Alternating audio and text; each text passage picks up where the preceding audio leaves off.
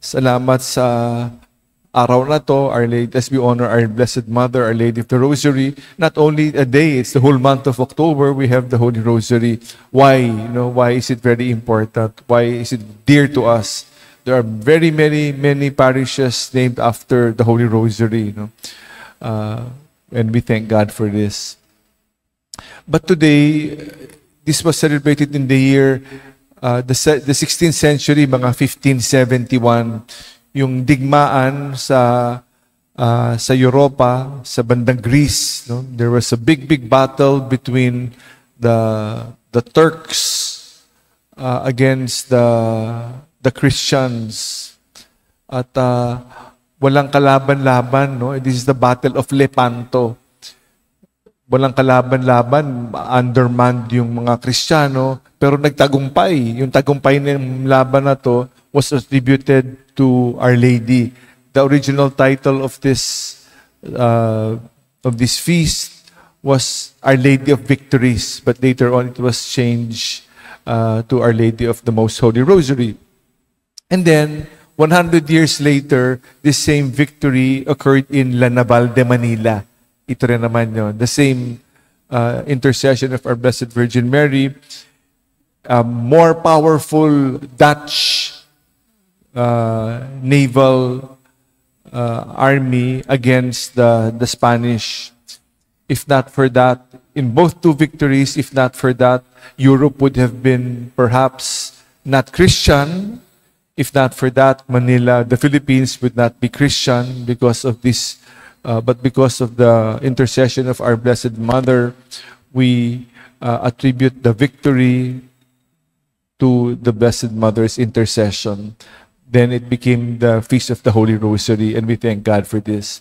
We see how important the Rosary is in our own lives, how we can attribute many times Our Lady's intercession in our own lives.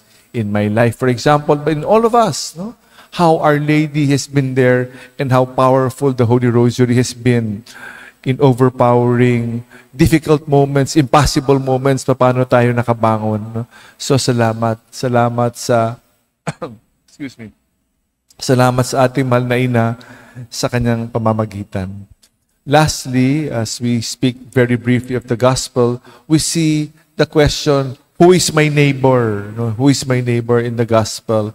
And the beautiful story of the Good Samaritan, may dumaan na pare, may dumaan na abogado, may dumaan na isang Samaritano. At yun ang tumulong sa isang tao, naging biktima ng pagnanakaw.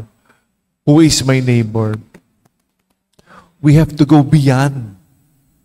Ang pagtulong to show compassion is going beyond. For example, somebody who is depressed, hindi naman hihingi ng tulong yan eh. Pero kailangan talaga natin I'm sorry. Kailangan natin tulungan talaga, Kailangan natin gawa ng paraan.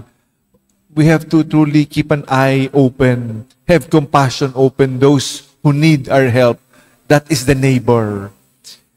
As much as possible, go beyond. Go beyond. It's a very good challenge for all of us.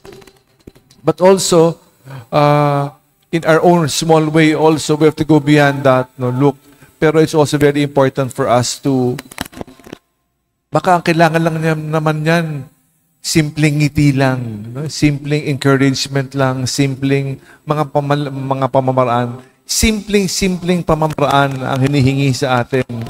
And we are asked the good Lord to help us with the intercession of Our Lady to help us in our being neighbor to one another.